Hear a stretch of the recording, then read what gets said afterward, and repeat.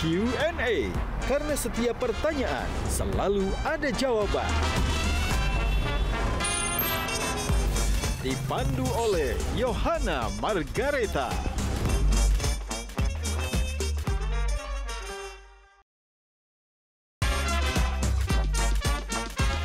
Panelis kita hari ini.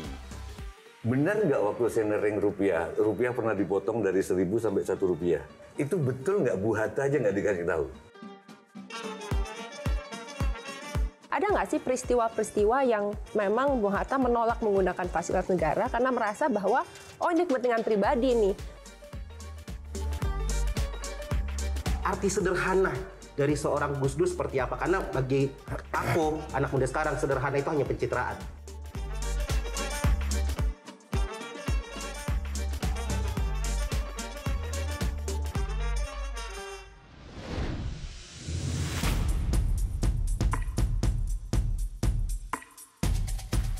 Gajah Duduk dipilih karena keunggulan dalam berinovasi, sehingga melekat di hati masyarakat secara turun-temurun. Perkembangan sarung sedemikian pesatnya, hingga sekarang tidak hanya digunakan pria sebagai outfitnya, tapi juga wanita di segala suasana. Sarung Gajah Duduk menawarkan kenyamanan yang sesungguhnya. Gajah Duduk hadir di setiap momen terbaik Anda.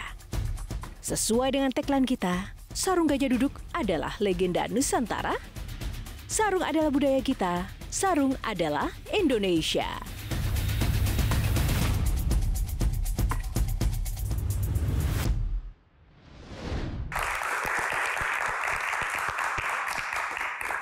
Halo pemirsa, apa kabar? Jumpa lagi bersama saya Yohana Margareta dalam program spesial Metro TV Q&A. Karena setiap pertanyaan selalu ada jawaban. Dan terima kasih kepada seluruh pemirsa yang sudah setia menonton Q&A, dan terima kasih kepada penonton yang hadir di sini, adik-adik mahasiswa di Jakarta. Terima kasih teman-teman. Tepuk tangan dong. Dan tak lupa ada para panelis yang luar biasa menemani saya di Q&A malam ini. Ada Mbah Tejo, Sujiwo Tejo. Halo. Ada Kak Olga Lydia, tepuk tangannya. And Gian, influencer komika kita. Terima kasih kakak-kakak. Tidak hanya panelis dan teman-teman penonton yang luar biasa pada malam hari ini. Kali ini pemirsa, bangsa Indonesia dibangun di atas fondasi perjuangan dan cita-cita besar para pendiri bangsa. Namun, di tengah dinamika zaman, kita menyaksikan berbagai tantangan yang menguji persatuan, demokrasi, dan juga nilai-nilai kebangsaan. Malam ini, Q&A beruntung sekali kedatangan 3 narasumber istimewa, putra dan putri dari tokoh bangsa yang namanya lekat dalam sejarah bangsa Indonesia. Bagaimana pandangan ketiga sosok ini tentang Indonesia saat ini? Kita simak dulu cuplikan yang satu ini.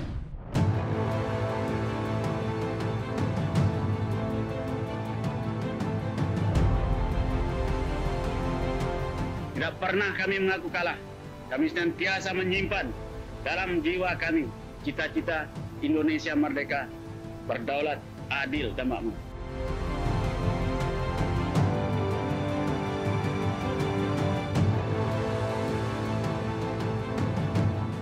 Anak muda Indonesia, saya melihat, saya optimis untuk masa depan Indonesia.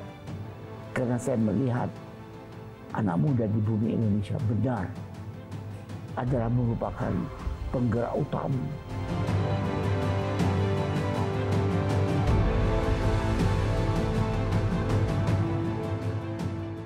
Karena itu saya minta juga pihak keamanan dan TNI untuk tidak menembak siapapun.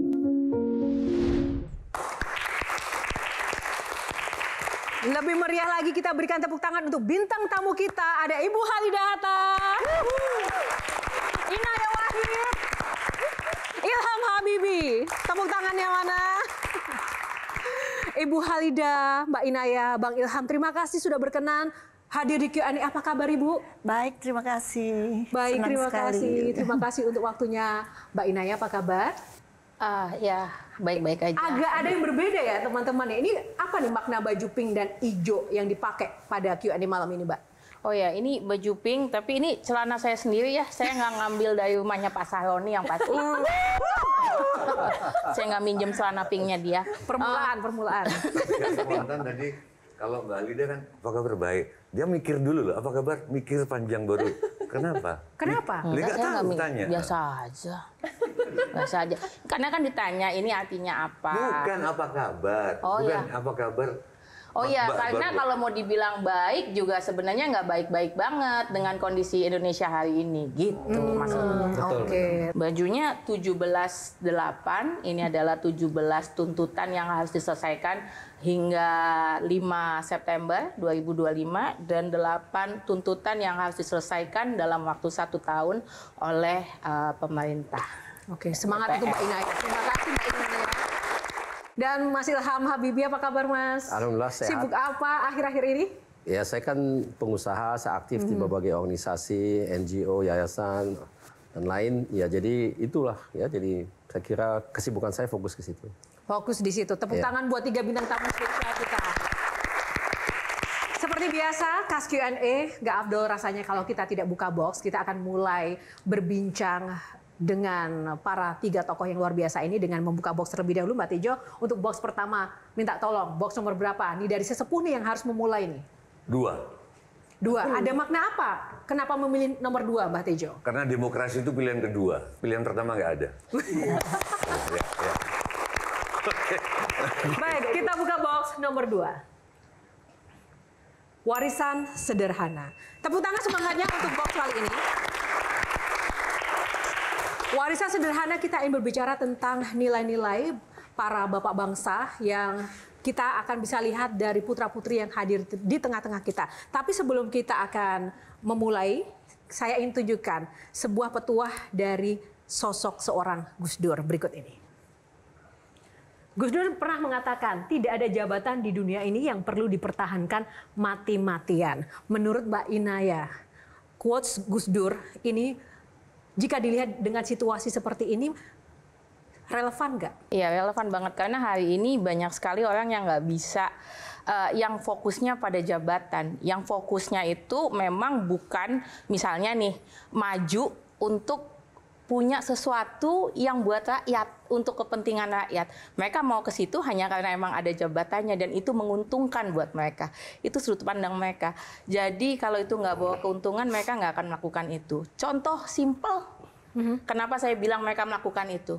Kalau mereka memang untuk rakyat, maka hari ini orang-orang yang kemarin dituduh menyakiti rakyat pasti udah mundur.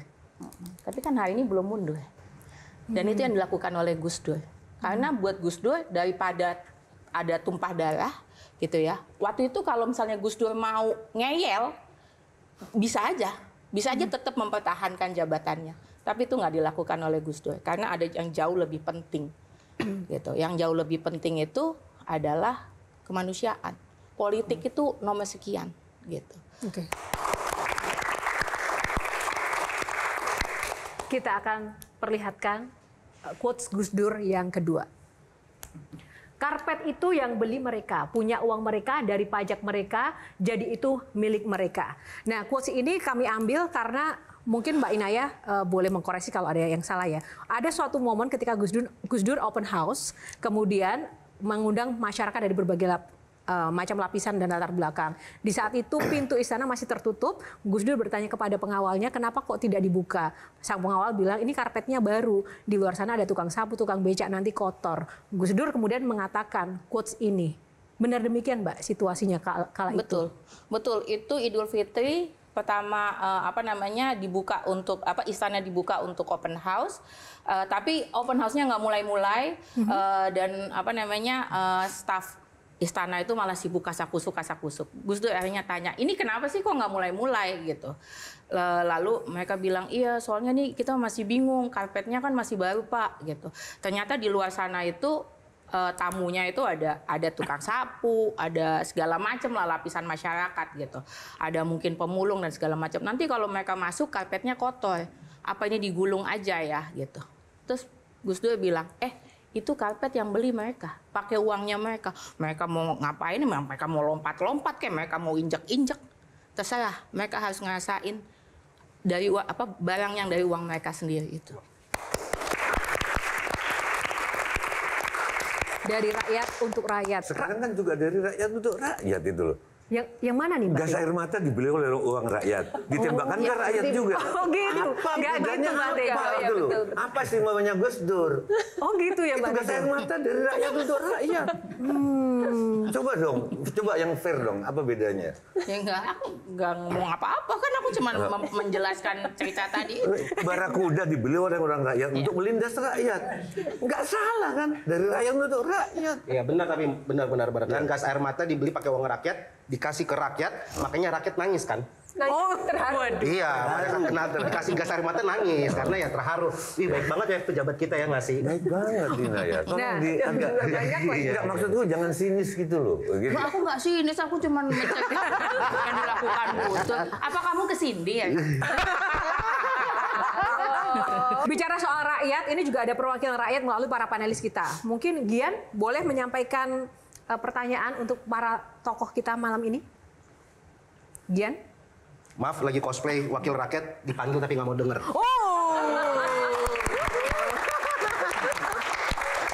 Makanya aku kaget, ini kok tiba-tiba Gian terdiam gitu. Ya pura-pura sibuk aja. Enggak. Satu lagi aku panggil, aku dapat payung. Silakan Gian. Ya emang gitu kan, wakil rakyat pura-pura sibuk. Tadi menarik ya, Gus Dur akhirnya buka pintunya. Kalau itu pejabat kita sekarang ya nggak bakal pernah dibuka tuh pintu.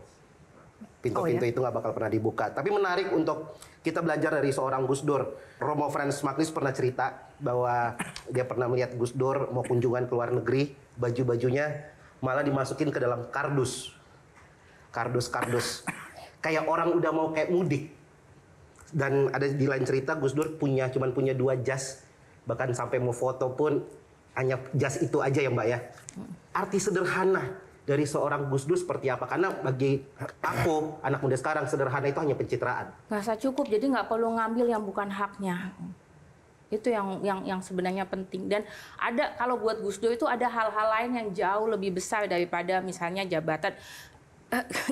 Apa ya, kayak misalnya Gus Dur itu memang di dalam kepalanya sebelum berangkat jadi presiden itu sudah melakukan banyak hal. Maksudnya sudah punya vision. Ini mau diapain negara, yang penting apa untuk rakyat, karena base-nya itu rakyat, kepentingan rakyat gitu. Kenapa saya bilang kayak gitu, karena kalau orang yang kepentingannya bukan untuk rakyat, itu akan kelihatan gitu, akan kelihatan dari tindakan yang mereka lakukan. Konkretnya, kayak gini. Kenapa saya bilang orang-orang itu, anggota dewan itu tidak pernah memikirkan rakyat. Memang tujuannya dapat jabatan itu bukan untuk rakyat. Karena kalau mereka untuk rakyat, mereka nggak perlu nunggu jadi anggota DPR untuk melakukan sesuatu. Gus Dur itu jadi presiden karena sebelumnya udah ngelakuin banyak hal. Nah, jadi kalau fokusnya di situ, dia udah nggak mikirin lagi benda-benda apa segala macam. Ada nggak penting buat dia. Dia mah yang penting itu ada CD, Discman, displayer, kaset wayang. Udah selesai. Tapi nggak tetap bersama rakyat. Gitu. Bung Hatta sudah biasa untuk hidup sengsara dan hidup susah.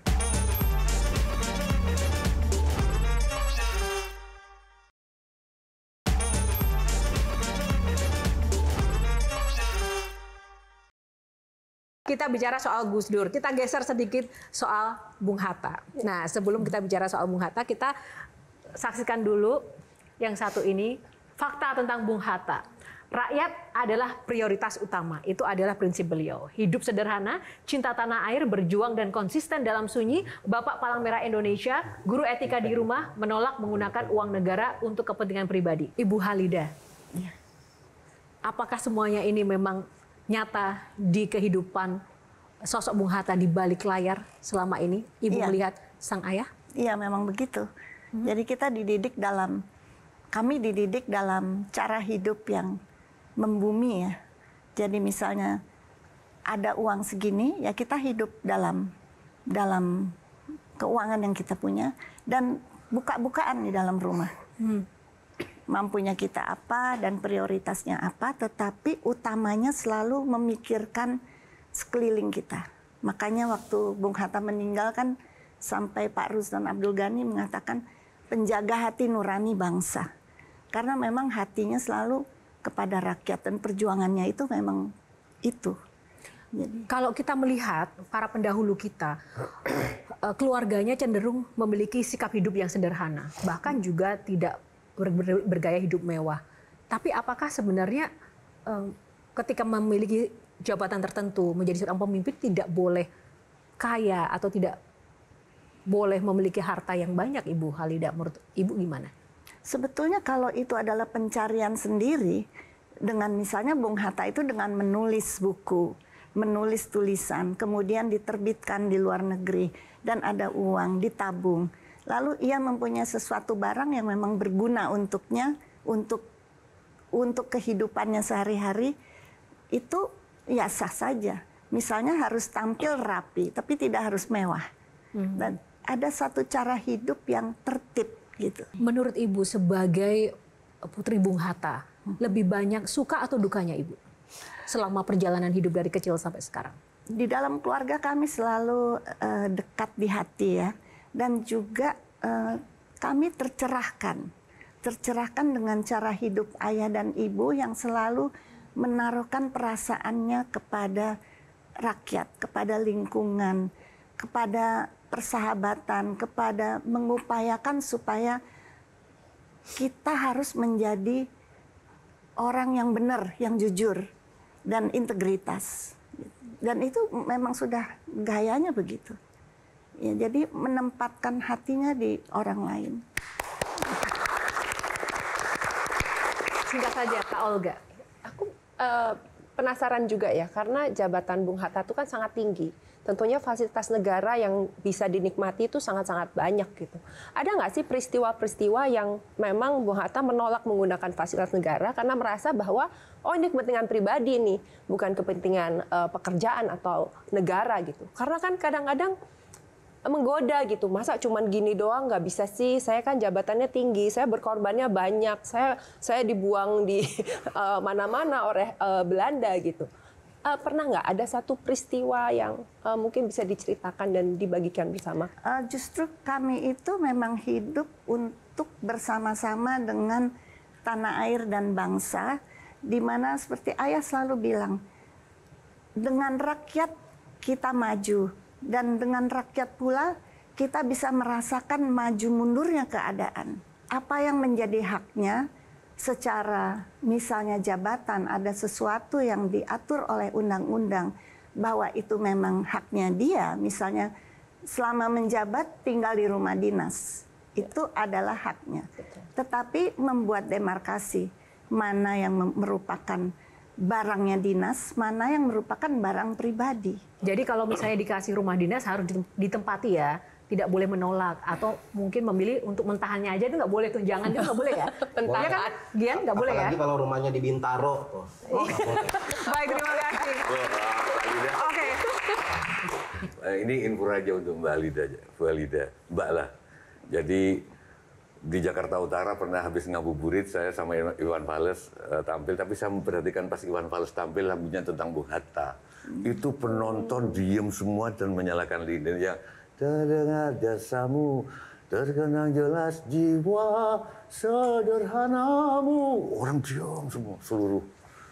Jadi cuma ngasih tahu itu. Yang boleh nanya sekali? Oke, singkat saja. Saya mau konfirmasi ke Bu Halida tentang kejujuran. Benar nggak waktu senering rupiah pernah dipotong dari 1.000 sampai 1 rupiah? Besoknya. Itu kalau saya kan ngasih tahu keluarga supaya tukar dolar. Itu betul nggak Bu Hatta aja nggak dikasih tahu? Itu satu. Terus kedua soal etika. Betul nggak Pak Hatta itu setiap kali baca buku selalu bersih, kadang ada kiai yang bilang dia pakai sepatu dulu, terus mendoakan penulisnya, baru dia baca. Itu dua hal. Untuk yang pertama, iya, waktu menjadi wakil presiden, ada keputusan bahwa uang harus dipotong ya. Itu yang dibilang Gunting Syafruddin. Memang waktu sudah terjadi, ibu saya bilang, aduh kenapa ayah nggak bilang gitu. Lalu jawab ayah, ya kalau saya mengatakan nanti Yuka akan bilang kepada Mami, nanti Mami akan bilang kepada teman-temannya, dan ini kan rahasia negara, tidak bisa. Gila ya. Bisa menahan diri untuk menyelamatkan, sebenarnya kan bisa menyelamatkan diri sendiri. Iya, kasih tahu dulu dong, besok mau dipotong loh rupiah. Tapi tetap bersama rakyat. Gitu. Bung Hatta sudah biasa untuk hidup sengsara dan hidup susah. Karena memimpin itu menderita.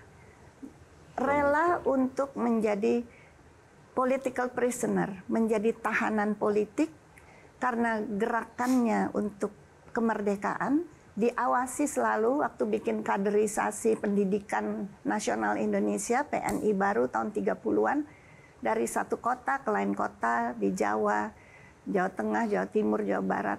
Lalu jadi kan diawasi terus. Akhirnya tuh idealismenya itu dianggap berbahaya oleh pemerintah kolonial Belanda waktu itu, terus dipenjarakan di Glodok, penjara Glodok, untuk dibuang ke Bovendigul di Papua. Jadi sudah biasa, sudah di mana aku hidup, yang kuinjak adalah tanah airku, aku gembira, aku bahagia.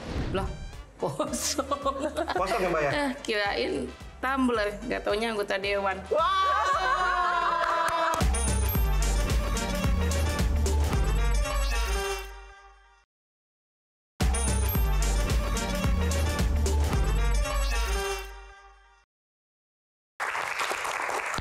Ya, kembali di Q&A masih bersama Ibu Halidah Hatta, Mbak Inayah Wahid dan juga Bang Ilham Habibie. Nah, sebelum kita lanjutkan perbincangan, tadi kita masih ingin berdiskusi tentang pertanyaan kedua Mbak Tejo tentang buku ya Mbak Tejo. Karena Pak Hatta itu kan erat kehidupannya dengan buku beliau. Iya. Iya kan? Iya, ribuan ya bukunya ya. Ribuan buku. Kalau sekarang kan memang kayak literasi itu kurang ya Mbak Tejo. Itu maksudnya di rumah politisi nggak ada buku sekarang. Maksudnya gitu. Iya, adanya kemarin sih temuannya nggak ada bukunya sih. Ada buku yang lain. Nggak ada buku tapi ada Iron Man. Itu artinya isi kepalanya nggak ada tapi melihat rakyat cuma mainan. Oh wow, tentang dia. Ngeri. Boleh minum nggak sih? Boleh Mbak, boleh Mbak, silakan minum. Kenapa haus Mbak? Loh, kosong. Kosong ya Mbak ya? Kirain tumbler, nggak taunya anggota dewan. Nggak ada isinya. Ngeri-ngeri sedap. Baik, Ibu Halidah Hatta, mohon harap bersabar ya malam ini ya. Ibu boleh berkenan menjawab tadi pertanyaan Mbak Tejo? Kalau di rumah memang kalau duduk di mejanya baca buku memang rapi. Jadi pantalon, terus sepatu yang kita bilangnya sepatu sandal ya. Seperti khas orang Sumatera Barat ya. Dan kemeja yang rapi. Tapi kalau mendoakan penulisnya, saya sendiri nggak lihat ya. Seberapa sering, seberapa banyak buku yang dibaca Bung Hatta setiap hari Ibu? Bukunya banyak, tetapi tergantung apa yang sedang mau ditulis. Ibu juga sering dipaksa untuk membaca buku atau tidak? Nggak ada pemaksaan, tetapi sudah menjadi bagian dari budaya keluarga ya. Bung Hatta koleksinya buku ya. Kalau Gus Dur koleksinya apa? Sama, buku juga. Buku juga. Kalau Pak Habibie? Sama. Buku. Jadi Kesimpulannya apa? Jadi kesimpulannya, seandainya, ini maaf ya, maaf Bu Halidah, maaf ya Mas Ilham. Seandainya sekarang malam ya, waktu itu terjadi penjarahan, sorry, di rumah Bung Hatta, di rumah Gus Dur, di rumah Pak Habibie, orang cuma dapat buku ya. Pak Tejo, kalau mau penjara di rumah Gus Dur nggak dapat apa-apa karena Gus Dur itu bahkan setelah nggak jadi presiden itu minjem duit ke anaknya karena nggak punya duit. Kalau sekarang kan bajakin rakyatnya kan. Kita masih ada lanjutan box yang akan kita buka box kedua. Mbak Inayah, box nomor berapa untuk segmen kali ini? Sesuai urutan saya jadi 4 boleh. 4. Oke, kita buka box nomor 4. Democracy. Tepuk tangan untuk box malam. Waduh. Kalau tadi kita sudah mendengar perspektif dari Gus Dur, Bung Hatta, saatnya kita mendengarkan perspektif dari Mas Ilham Habibie. Mas Ilham, sebelum saya persilahkan panelis, seandainya almarhum Bapak melihat situasi bangsa saat ini, kira-kira beliau akan berpikir atau mengatakan apa ya, Mas Ilham? Iya, saya kira Bapak kan sebagai sebetulnya fundamennya itu adalah seorang insinyur ya. Jadi insinyur itu pada dasarnya selalu berorientasi kepada solusi. Kita mencari solusi, karena saya juga insinyur. Mencari solusi, menemukannya dan juga implementasi. Jadi kalau kita lihat situasi ini, apa sebetulnya akar dari permasalahannya? Demo dan sebagainya buat saya itu cuma puncak dari atau gunung esnya ya. Yang di bawah itu apa? Ya jelas ya, lapangan pekerjaan kurang. Kemudian daya beli masyarakat menurun sekali. Harga naik sebagian ya, tapi nggak semuanya. Dan lain-lain ya. Itu yang pasti menjadi fokusnya. Karena tidak ada gunanya kita mendamaikan demonstrasi, tapi masalah fundamentalnya nggak selesai. Ini dia masalah utamanya. Itu yang penting. Ini menarik. Nanti kita akan ulas Mas Ilham, tapi kita mau lihat dulu flashback sejenak apa yang menjadi kata-kata mutiara para pendahulu kita, Pak Habibie dan juga Gus Dur. Pak Habibie, kalau saya tidak mengubah sistemnya, maka saya akan menjadi bagian dari sistem yang salah. Oke. Kita akan langsung juga lihat Gus Dur. Kekuasaan adalah amanah yang harus digunakan demi kesejahteraan rakyat. Sangat powerful sekali apa yang disampaikan Pak Habibie dan juga Gus Dur. Menurut Mas Ilham, relevansi dengan situasi sekarang seperti apa? Saya kira pertama yang saya ingin sampaikan mirip dengan Mbak Inaya. Kita harus sadar sebagai orang dimanapun kita berada, tujuannya bukan kekuasaan. Tujuannya adalah kita mengubah situasi, kita memperbaiki masa depan, kita mencari solusi. Kekuasaan itu adalah alat yang kita harus gunakan untuk mencapai tersebut, tapi bukan tujuan sendiri. Itu banyak orang yang keliru dengan itu, saya kira. Benar itu ya. Tapi itu memang bagian daripada masalah terkait dengan kekuasaan. Kekuasaan itu sebetulnya membuat orang dia bisa menjadi nggak pernah, dia selalu haus gitu ya, nggak pernah puas. Kayak kayak kecanduan gitu ya. Dan ada juga yang disebut sebagai mabuk kekuasaan atau kecanduan kekuasaan. Itu memang sesuatu hal yang susah ditangani oleh manusia. Ya. Saya kira itu memang satu kenyataan universal. Gitu ya. Jadi semua orang menghadapi itu. Jadi memang tidak semua orang bisa menangani dirinya kalau dia sudah berkuasa. Tidak bisa menangani dirinya ketika dia sudah berkuasa. Berasa ya dia sudah di atas semuanya. Jadi apapun yang dia lakukan benar dan susah ditantang, sudah dikritik itu nggak mau ngalah karena dia sudah berkuasa. Ketika sekarang kita bicara tentang sosok Mas Ilham sendiri yang kemarin juga sempat berlaga di area kekuasaan ya, walaupun mungkin tidak masih gagal begitu ya kemarin begitu. Nah, itu bagi seorang Ilham Habibie itu sebuah penyelamatan untuk tidak masuk kekuasaan yang mungkin tadi banyak sekali tantangannya atau saya itu sekolah. Saya banyak belajar di situ ya. Pertama yang paling bermakna dari proses kemarin ikut ada beberapa, pilkada. tidak bisa dibilang satu hal aja. Tapi yang saya sangat syukuri waktu saya kampanye kurang lebih 6 bulan itu saya dapat banyak sekali kesempatan yang sebelumnya saya tidak pernah ada. Itu misalnya saya bisa diskusi, benar-benar diskusi ya, bisa 1, 2, 3 jam dengan rakyat, misalnya di desa, di pasar, di dimanapun saja saya jumpa mereka ya. Dan itu bukan saja sekedar kita ketemu, kita salam, terus kita hanya secara dangkal, tapi secara mendalam. Saya kasih kesempatan untuk yang boleh bertanya apa saja, tanpa filter. Dan saya lihat bahwasannya rakyat kita itu tidak bodoh, tapi tidak terdidik kadang-kadang. Itu saya akui. Tidak bodoh, tapi tidak terdidik. Iya, seringkali tidak terdidik ya. Dia nggak ada kesempatan untuk sekolah kan. Jadi dia nggak tahu banyak hal, tapi kalau kita terangkan dengan baik-baik, mereka mengerti. Ya, dan jawabannya itu maksud saya sangat masuk di akal, karena mereka bicara dari pengalaman mereka dan dari situasi kondisi yang mereka hadapi. Tapi untuk itu harus kita turun ke bawah, dan bukan saja turun dan kita cuman ya banyak yang setting dia kayak ketemu, tapi sebetulnya tidak ada tukar pikiran secara substansial. Itu harus ada menurut saya. Untuk itu perlu waktu ya, dan perlu ada banyak kesempatan yang ada. Dan buat saya itu satu manfaat bagus sekali, karena saya baru melihat oh begini ya ternyata, karena saya tidak mengenal itu. Yang kedua itu yang buat saya bermanfaat adalah saya bisa melihat bagaimana menilai situasi kondisi politik. Karena tidak semuanya itu ditulis di atas kertas, di media enggak. Ada banyak hal yang gimana ya, semu gitu ya. Banyak hal yang saya lihat di politik pada umumnya, mungkin bukan saja di Indonesia, itu bukan karena masalah yang kita lihat di lapangan, tapi hubungan antar orang. Ini nggak suka sama yang ini, nggak suka yang ini. Saya nggak suka sama ini, jadi saya suka dengan yang, saya berteman dengan yang ini, padahal dia bukan teman saya juga, tapi banyak hal yang terjadi seperti itu. Lebih ke hubungan antar manusia. Karena ini kompetisi. Kompetisi untuk mendapatkan kekuasaan, tapi membuat orang itu kadang-kadang kehilangan fokus terhadap masalah utamanya, yaitu adalah memperbaiki situasi kondisi, tapi sebetulnya dia mau menang dan ini ada lawan gitu. Nah, ini menarik sekali ketika Bang Ilham turun ke bawah merasakan langsung denyut nadi rakyat. Kalau tadi kita melihat Ibu Hatta dan keluarga, Bu Halida dan keluarga itu kan memang dari dulu dari zaman susah perjuangan. Mbak Inaya dengan keluarga Gus Dur itu juga dari zaman-zaman susah. Tapi Pak Habibie dan Mas Ilham itu kan sudah dalam situasi latar belakang keluarga yang berada begitu. Nah itu perlu saya kasih catatan. Pertama, kita tidak dari awal berada, ya kan? Bapak juga orang karir dulu waktu di Jerman, siapa Bapak kan?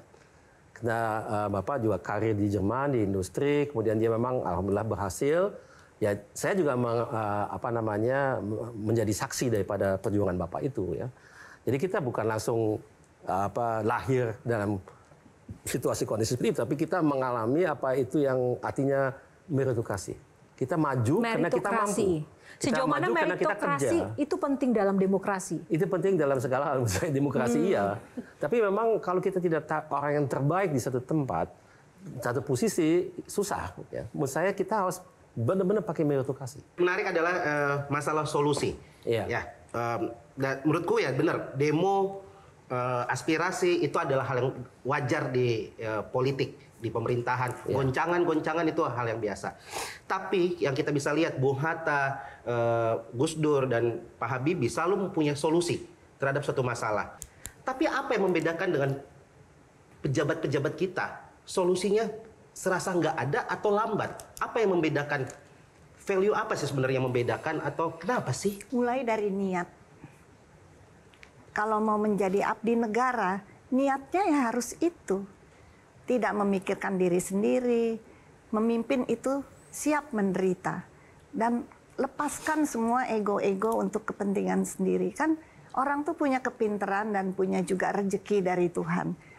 Ambillah yang halal, tetapi hidupnya itu harus untuk tanah air dan bangsa dan masyarakat, karena memang sudah memilih jalur itu. Niatnya apa? Ya kalau Bung Hatta ya jelas lah, pergerakan nasional ingin Indonesia merdeka. Jadi apa sih Indonesia merdeka itu? Supaya rakyatnya bahagia. Habibie yang mengajarkan kita ketenangan dalam situasi apapun. Dan terima kasih buat para pejabat kita yang sudah mengajarkan kita bahwa badut tidak hanya ada di acara ulang tahun.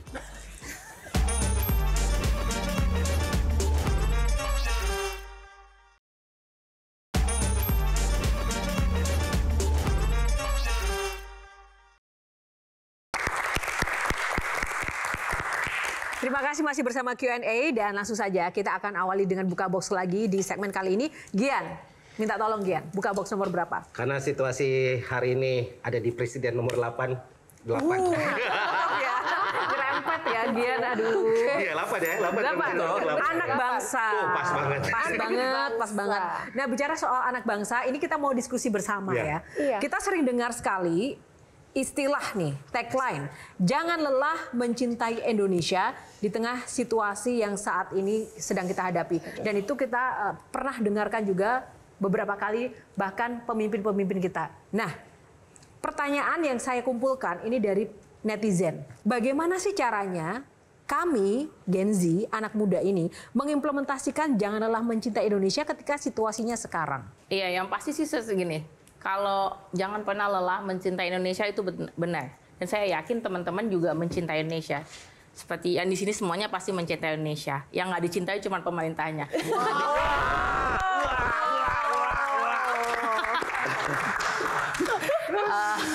Aduh, lanjut. Pedas. Tapi lakukan terbaik apa yang bisa kita lakukan. Untuk make sure bahwa hari ini bukan cuman bahwa tujuan negara adil, sejahtera, dirasakan oleh semuanya, itu benar-benar kejadian. Gitu. Nah itu tugasnya kita semua tuh sebenarnya. Gitu. Tugasnya mengingatkan yang kerjanya nggak beres, yang melenceng, nah itu tugasnya kita juga. Gitu. Jadi kalau ada apapun yang melenceng, ya kita perlu berdiri. Gitu. Jadi hari ini jangan sampai, apalagi kalau ini masih ada nih, gitu, yang jangankan ikutan, misalnya saat ini dalam situasi hari ini menyuarakan gitu ya, jangankan ikutan menyuarakan, udah nggak ikutan masih nggak apa-apa deh lah kalau itu. Malah nyinyir ke yang ikutan. Itu jangan, karena biar gimana pun apa yang mereka perjuangkan itu nanti akan dirasakan oleh semuanya. Gitu. Dan make sure bahwa kita tuh nggak sendirian loh. Gitu. Jadi apapun yang kita lakukan, kalau itu berhubungan dengan negara, gitu, itu akan dirasakan oleh semuanya. Bagaimana Bang Ilham melihat tagline dan mendengar tagline, jangan lelah mencintai Indonesia? Oke. Kalau saya boleh mengacu ke Bapak tagline-nya ada yang mirip, tapi tidak identis. Jangan kenal lelah dan menyerah. Ya. Nah, cinta buat Bapak itu adalah satu hal yang memang kita harus cinta. Bapak juga selalu katakan, terutama di fase akhir hayatnya, cinta itu memang universal. Ada cinta untuk istri, tentunya untuk anak, tapi juga kepada pekerjaan, kepada bangsa, kepada dunia, alam, semuanya itu ada rasa cintanya.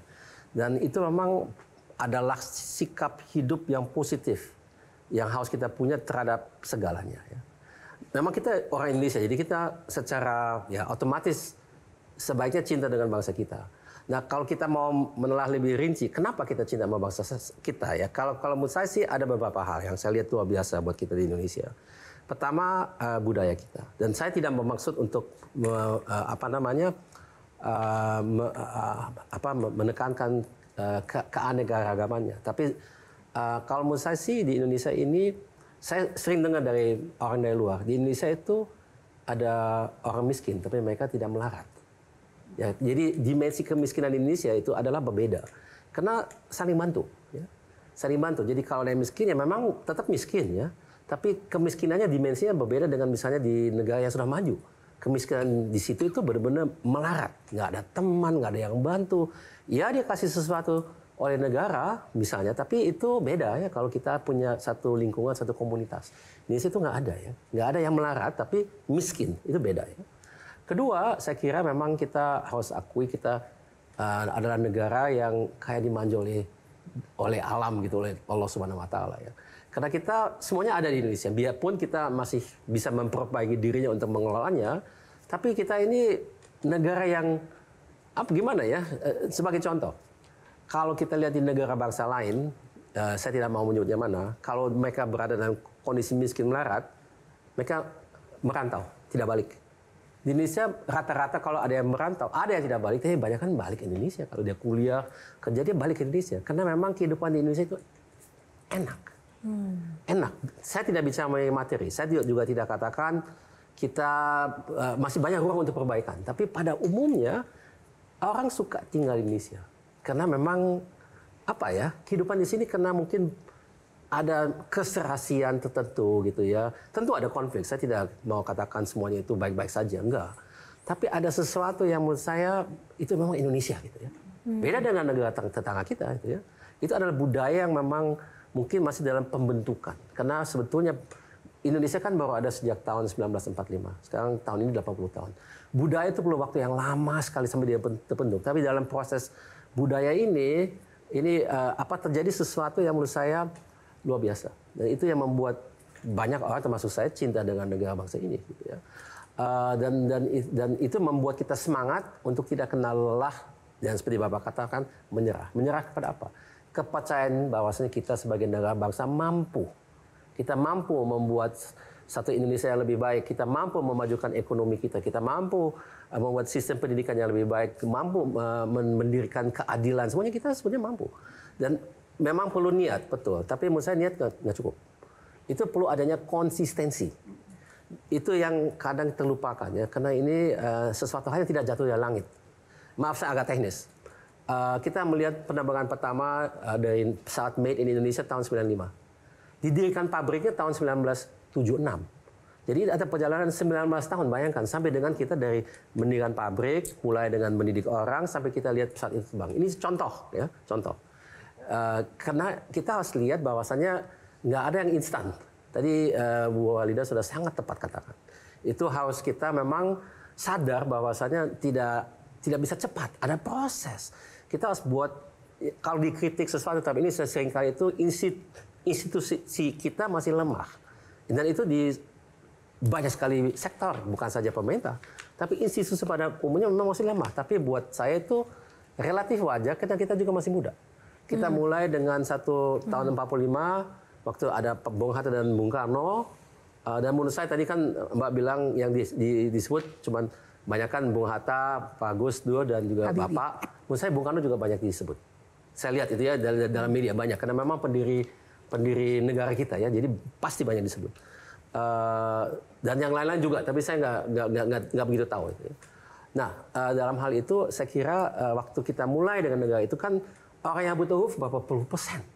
Ya, sekarang udah boleh dikatakan biarpun masih dari segi pengetahuan dan sebagainya masih banyak masih perbaiki, tapi keadaannya sudah jauh berbeda kan. Jadi itu yang membuat tapi perjalanannya berapa puluh tahun dulu. Itu perlu waktu gitu ya. Jadi memang mencapai tujuan menjadi negara maju yang kita inginkan dalam kurun waktu 20 tahun mendatang itu bukan satu hal yang kecil. Oke, berarti jangan lelah dan jangan menyerah, dan itu memang motornya yang kita kasih motivasi adalah cintanya. Ya. Tapi nggak boleh lelah, nggak boleh menyerah. Tadi topiknya mengenai anak bangsa. Ada suatu masa di mana saat Gus Dur naik menjadi presiden, saya merasa betul menjadi anak bangsa sama seperti yang lain gitu, karena banyak hal-hal diskriminasi yang dicabut oleh Gus Dur, dan juga untuk saudara-saudara kita yang menganut kepercayaan itu juga menjadi anak bangsa juga, memiliki hak-hak yang sama. Mungkin Inayah bisa cerita dikit apa sih yang melatar belakangi Bapak untuk melakukan itu gitu. Karena biasanya itu menjadi prioritas nomor sekian gitu, karena banyak sekali masalah yang harus diselesaikan. Dan saat aku tambahin juga, ketika juga ada gejolak, kadang isu-isu SARA atau diskriminasi itu dimunculkan sebagai mungkin pengalihan isu, padahal itu sangat berbahaya juga, apalagi di era sekarang. Silakan Mbak Inayah. Gus Dur tuh selalu ngomong, nggak ada yang namanya gini, perdamaian tanpa keadilan itu ilusi. Jadi kita nggak bisa ngomongin kita punya negara damai kalau rakyatnya ngerasa nggak adil.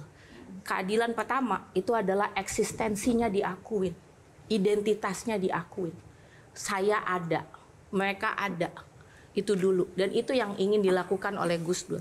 Makanya semuanya, teman-teman misalnya dari Papua dulu bilang ngerasa eksistensinya dengan nama Irian Jaya yang dianggap peyoratif. Mereka nggak mau nama itu. Ya sudah, dikembalikan lagi identitasnya gitu. Jadi teman-teman teman-teman Tionghoa dikembalikan, bukan dikembalikan, maksudnya itu emang punya mereka gitu, harus diakuin gitu. Jadi itu yang basic, itu basic humanity. Kita nggak bisa nuntut apapun kalau yang paling basic aja nggak dikasih, hak hidup mereka nggak dikasih. Ngomongin hak hidup, saya pengen melakukan sesuatu. Afan Kurniawan, Muhammad Akbar Basri, Sarinawati, Saiful Akbar, Rusdam Diansyah, Reza Sendi Pratama, Sumari, Andika Lutfi Falah, Septinus Sisa, Iko Julian Junior. Itu hak hidupnya sudah keambil dalam waktu beberapa hari ini. Jadi kalau sampai keadilan nggak dikembalikan ke rakyat udah bayar pajak, rakyat sudah melakukan semuanya, dan anggota dewan masih nggak memberikan hak rakyat, saya udah nggak tahu lagi deh itu manusia apa. Itu aja. Ya, terima kasih Mbak Inayah juga. Di forum ini juga kita terus berdoa untuk rekan-rekan kita yang tiada karena apa yang terjadi pada bangsa ini. Semoga pengorbanan mereka melalui apapun yang peristiwa kemarin yang terjadi ini benar-benar menjadi sebuah pemencut tersendiri untuk menyadarkan seluruh pihak, khususnya pemerintah maupun DPR, untuk bisa lebih lagi fokus untuk kesejahteraan bahkan keadilan masyarakat. Baik, karena waktu kita terbatas, langsung saja kita udah masuk, mohon maaf, ke penutup. Mbak Tejo, silahkan Mbak. Ya langsung ke Bu Halida, saya iri ada lagi enggak pemimpin yang dulu gebrak-gebrakan meja di rapat, habis itu goncengan bareng pulang. Kalau yang saya tahu dari Bung Karno sama Bung Hatta, dia sudah pecah dari Dwi Tunggal, tapi kalau nggak salah yang melamar atau yang menikahkan Bung Hatta, Bung Karno, betul nggak? Yang menjodohkan. Yang menjodohkan. Banyak udah pecah tapi jodohin. Terus kalau Kalau Pak Ilham yang saya tertarik adalah bagaimana seorang pemimpin itu dibiarkan menjadi dirinya sendiri. Saya tertarik ke bukunya Tuti Aditama tentang Bung Karno dari Pare-Pare ke Aachen. Bung Habibie itu kalau makan cemong, mulutnya cemong. Terus ditanya sama Bu wartawan ini, nggak dimarahi. Jawabannya Bu Ainun menarik. No, he is my lovely little boy. Biarin. Jadi jangan diatur-atur lah gitu loh. Yang kedua soal cinta, jangan pernah lelah mencintai apa? Itu nggak tepat karena cinta itu nggak pernah ada lelahnya. Tapi menjadi Indonesia mungkin jangan pernah lelah. Saya berpendapat bahwa cinta tak perlu pengorbanan. Pada saat kau merasa berkorban, cintamu sudah mulai pudar. Cinta nggak ada lelah-lelahnya. Yang terakhir karena ini Bung Gus Dur itu nggak ada pekerjaan lain kecuali kalau lagi senggang masang earphone wayang. Dengarkan wayang, saya bawa wayang. Dari Bu Halida sama Pak Ilham tentang generasi instan, tolong kalian jangan jadi ini. Ini Gatot Kaca. Gatot Kaca itu masih bayi, mau diadu sama Angkara Murka raksasa, dicemplungkan ke kawah Candra di muka. Langsung gede begini.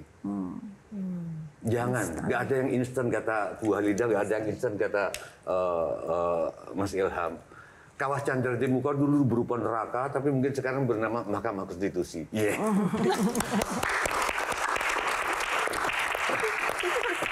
Makasih Mbak Tejo. Silakan Kak Olga. Menarik ya tadi kalau dengar Bu Halida bahwa dalam berbangsa dan bernegara itu dibutuhkan trust gitu. Mudah-mudahan dengan berbagai peristiwa yang terjadi akhir-akhir ini, trust itu bisa dibangun gitu. Walaupun sampai sekarang belum terlihat tanda-tandanya, ya. Tapi harapannya mudah-mudahan mereka bisa kembali melihat kepada para pendiri bangsa bahwa trust itu harus dibangun gitu. Itu yang pertama. Pada saat mendapatkan kekuasaan, siapapun itu di jalan kekuasaannya kecil, itu juga sudah ada tanda-tanda bagaimana menyalahgunakan kekuasaan gitu. Walaupun jabatannya belum tinggi gitu. Bahkan di kelas-kelas yang sangat bawah pun gitu, begitu jadi RT, jadi RW, jaga portal gitu. Itu sudah ada tanda-tanda untuk menyalahgunakan kekuasaan. Mungkin kita harus kembali lagi dan berpikir bahwa kita tuh sudah merdeka 80 tahun gitu. Berhentilah menjadi orang-orang yang feodal gitu.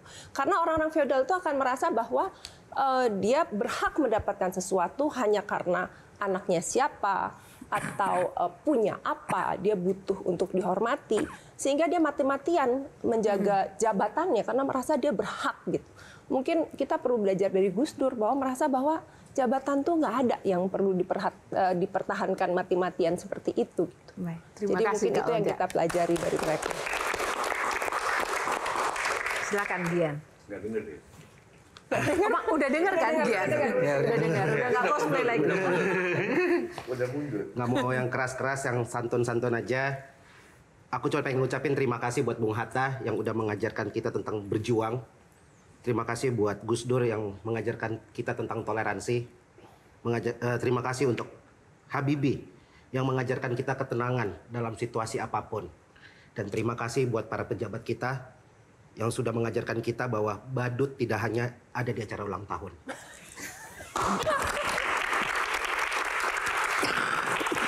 Terima kasih Gian, Kak Olga, dan Mbak Tejo. Baik, closing statement langsung saja dari Mas Ilham dulu, singkat saja closing statement, pesan untuk pemirsa Q&A di rumah. Kalau mengacu ke tema hari ini, Indonesia masa gitu.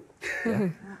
Kalau menurut saya, kita sadar ya memang demokrasi itu perlu waktu. Semuanya memperlihatkan pada dasarnya negara demokratis itu rata-rata lebih baik daripada yang non-demokratis. Baik. Jadi itu harus tetap percaya.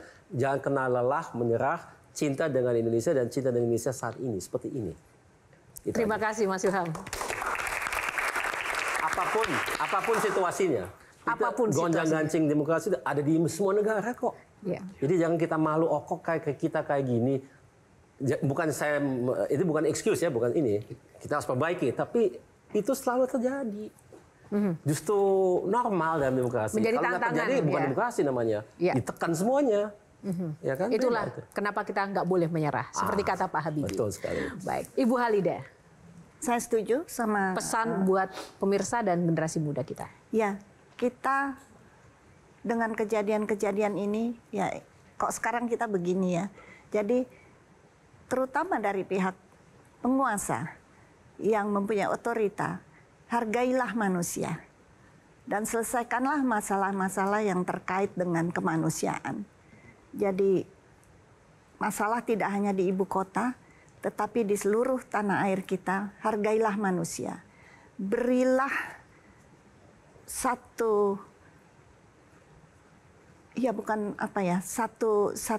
peluang yang besar untuk mendidik bangsa dengan baik, memberi literasi kepada masyarakat dan komunikasi yang baik. Semua jangan diselesaikan dengan represif, dengan menakut-nakuti. Sebab Indonesia itu adalah yang sudah dipilih republik bentuknya dan demokrasi sistemnya.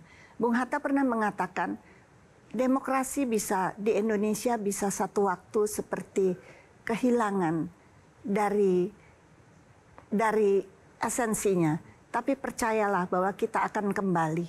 Dan itu semua adalah karena manusia yang mau sadar bahwa kita adalah satu bangsa dan kita, negara ini, tanah air ini, bukan untuk kita sekarang, tapi untuk kedepannya. Rawatlah Indonesia dan jangan digaruk kekayaannya.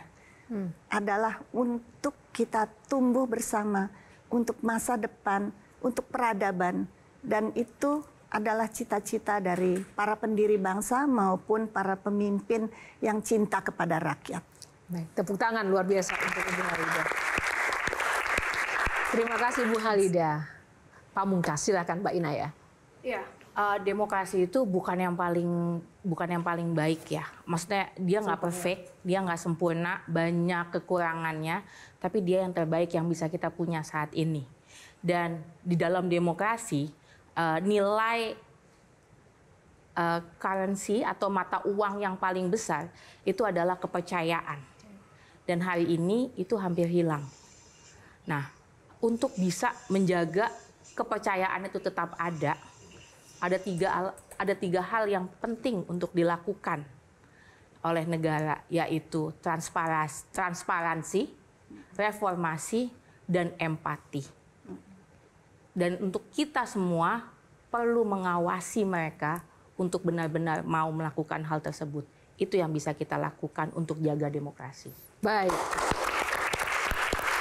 Terima kasih sekali lagi, luar biasa inspirasi dari Bang Ilham, Mbak Inaya, dan Ibu Halida. Terima kasih untuk waktunya dan juga para panelis kita, Mbak Tejo, Kak Olga, dan juga Gian, teman-teman yang ada di Q&A pada malam hari ini. Tepuk tangan untuk kita semua. Terima kasih waktunya, inspirasi dan juga insight-nya. Dan terima kasih untuk Anda pemirsa. Demikianlah episode Q&A kali ini. Semoga dapat memberikan inspirasi dan juga menambah pengetahuan baru bagi Anda yang menyaksikan pada malam hari ini. Dan tak lupa terima kasih untuk Sarung Gajah Duduk yang telah menyediakan busana yang saya kenakan pada hari ini, Sarung Gajah Duduk Legenda Nusantara yang ada tulisan Arabnya. Atas nama kru yang bertugas, saya Yohana Margareta undur diri. Kita akan bertemu dalam episode Q&A yang inspiratif lainnya, karena setiap pertanyaan selalu ada jawaban. Terima kasih, sampai jumpa lagi. Terima kasih.